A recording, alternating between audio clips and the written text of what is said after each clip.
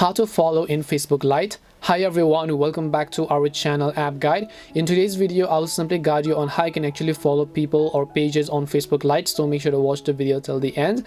In order to follow pages and people on the Facebook Lite application, all you have to do is simply open the Facebook Lite application over here. Then once you launch your Facebook Lite app, you will see this type of interface where you just need to search for the people or the pages that you actually want to follow, right? So just go ahead and open up that specific page.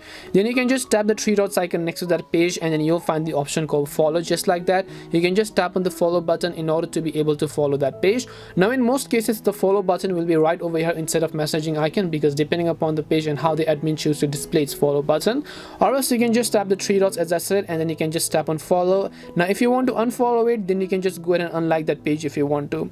And that is it for this video on how you can follow on Facebook Lite. We hope the video was really helpful, and if it did help you, make sure to leave a like and subscribe to our channel. And if you have any questions, feel free to leave them down. Thank you very much for watching, and see you in the next video.